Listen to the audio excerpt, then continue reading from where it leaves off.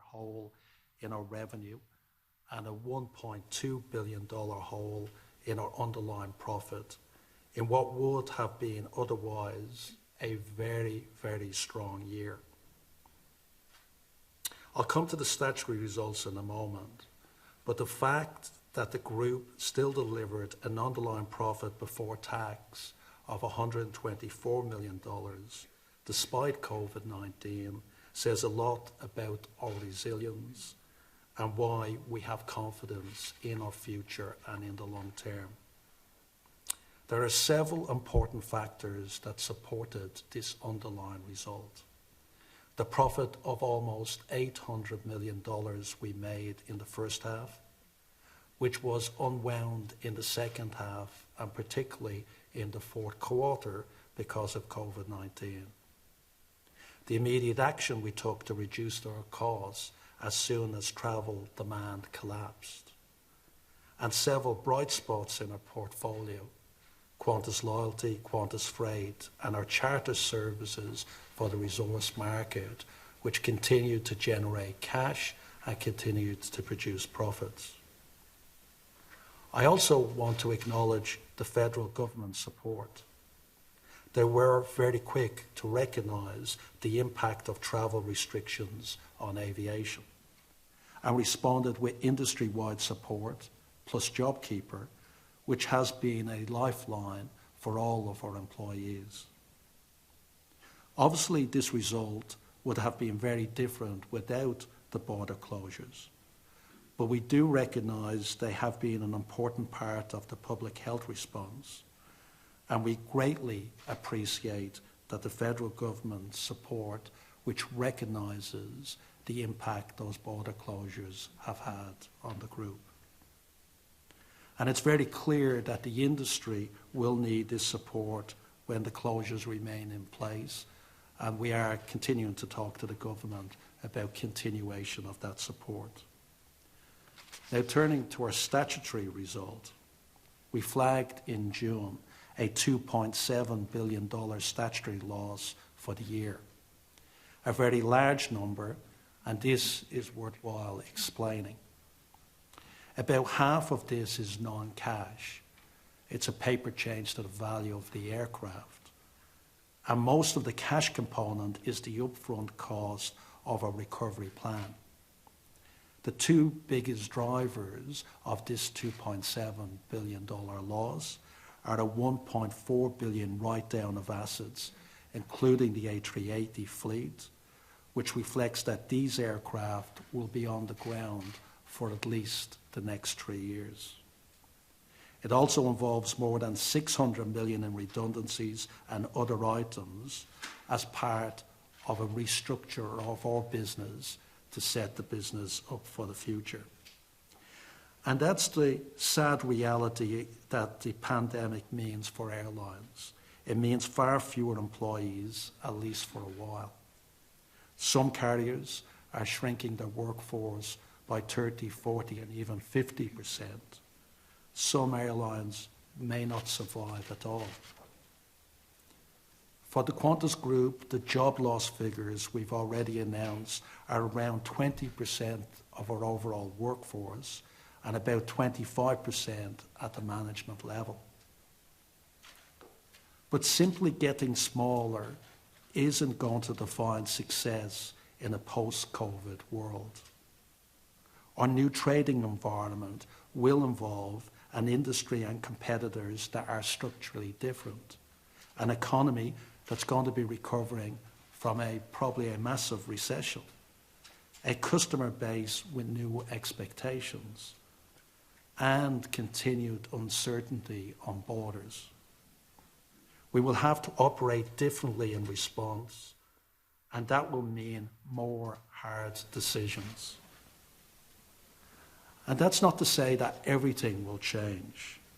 The advantages that the Qantas Group has built up over the years will be even more important to our future. We will have a unique position as the only dual-brand airline in the domestic market, with Qantas and Jetstar typically representing the bulk of our earnings in the domestic operations. We have a growing loyalty program which has diversified well beyond flying.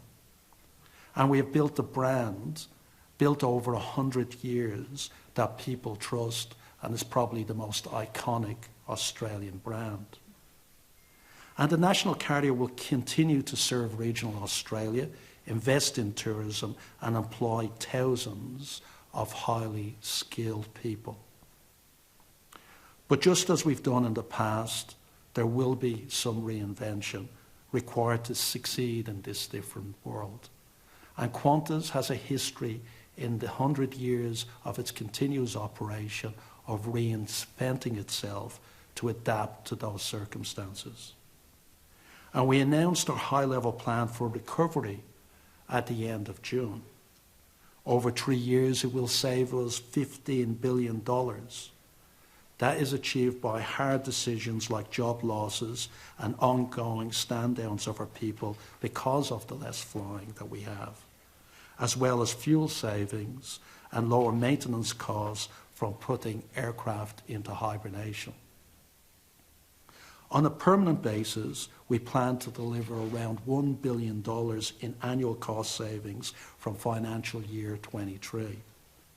A lot of that will come from reinvention, and we'll have more to say on this in the weeks and the months ahead. Now, we've already made some great progress against the core elements of that plan. All of our A380s are now in long-term storage in the United States. Our 747s have been retired 6 months ahead of schedule. We are sadly progressing with reductions of our workforce, and 4,000 people will leave the organisation by the end of September. And we have negotiated new terms with many suppliers, which we thank them for. It's been helpful to get us through this crisis. In the face of all this change, I want to speak directly to our people and our customers. To our people, we know this crisis is taking a toll. There's been a lot of upheaval and uncertainty. Just as we thought domestic flying was in recovery mode, we've been hit by another set of border closures. It shows how important it is to have a national framework for domestic borders so that there's clarity and consistency, and we bring certainty to the tourism industry and the travel industry. And I'll talk more about that later. Despite the recent setbacks, we know conditions will ultimately improve, and the hard decisions we've made so far about making sure that the Qantas Group is ready to take part in that recovery. For those leaving in the coming months and weeks ahead, I want to thank you sincerely for your service. It's been heartbreaking for all of us. I've seen people I've known for 20 years leave the company in the last couple of weeks. People that have served the company for over 40 years. People that for no fault of their position or the company's position have to leave this organisation. Great people. But what I've seen, which has given me hope, and what they've seen, is on the secondary employment opportunities, how well regarded Qantas and Jetstar people are. That's great for them, and it's terrible in the long run that we've lost some great people that have contributed to the company over the years.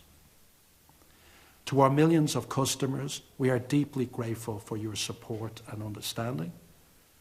These are tough times for everyone.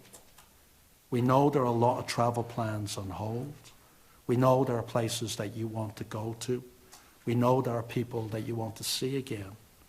And we will be ready to take you as soon as borders reopen, with the safety focus that Qantas is famous for. We spend a lot of time talking about the challenges we face. For obvious reasons, we know that financial year 21, this financial year, will be another tough year. But there are opportunities on the horizon. Hard decisions in the current climate are largely about survival, but are also about eventually being able to grow again. Coming out of the crisis, we'll be the only Australian airline that can fly long haul. We want to expand on this when our balance sheet will allow, and picking up where we left off on Project Sunrise, our flights from the eastern states directly to Europe and directly to the east coast of the US. Domestically, there are a lot of opportunities for Qantas and Qantas Link and Jetstar, which will ultimately justify renewing our fleet, which will create promotions and job opportunities again. So our message is simply this. The Flying Kangaroo wings are clipped for now, but it's still got plenty of ambition, and we plan to deliver on it.